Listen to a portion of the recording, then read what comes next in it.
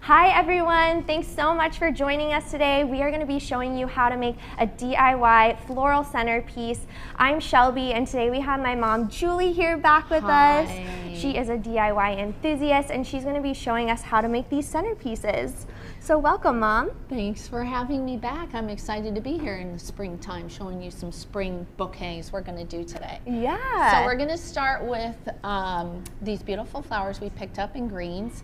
And the great thing about it is when you start a centerpiece, you want to think about the rules. So I like the rule of odds, the rule of designs, of right? design, 3 or 5, and in this case we're building a little larger one.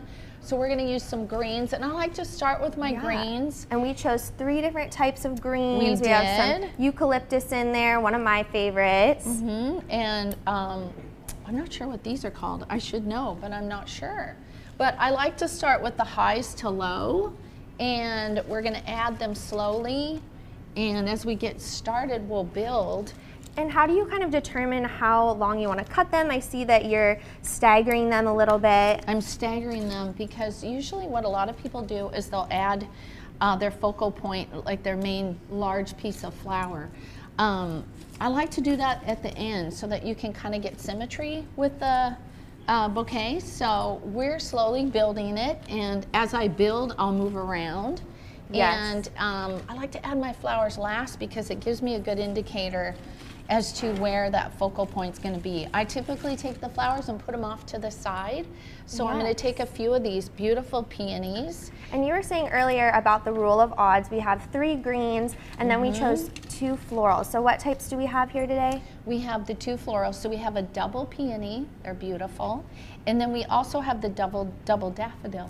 So we're going to work with those. They're beautiful. And you were telling me earlier, like, peonies are so in for this wedding season, for bridal showers. Yes. And with the daffodils, it just really makes it pop, and it's a beautiful centerpiece. And so we've got really beautiful colors to complement for the showers that you might be hosting. Yeah. We're actually going to be hosting a bridal shower together, so this would be a beautiful piece to add, you know, over by if you do a little sparkling water bar or your little pastries if you're doing a brunch. Just something to make the decor extra special for the bride of the season. Yeah, and you can see how I'm slowly building this. I'm going to start adding taller ones to the back.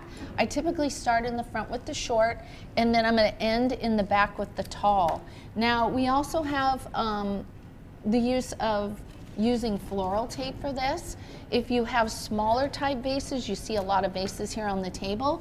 If you need to anchor your flowers, I always run them across the center through here, kind of like what's called a frog. That's such a great tip. Yep, it's great. Yes. And you can get floral tape, you know, it's readily available, so it's something that you can find. It's just not used in florist shops.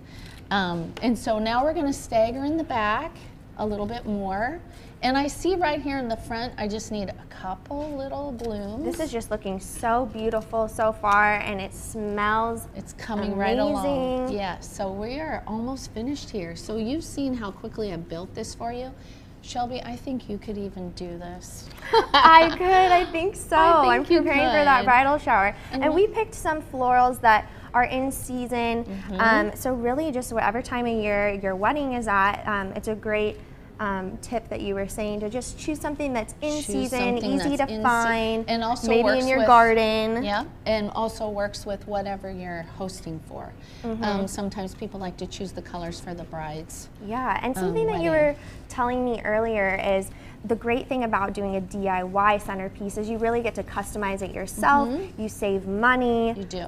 So that's something I love because you could even customize it to the wedding colors. You can, and a lot of the brides love when you've picked up the colors that they're using for their wedding. So think about trying those tips.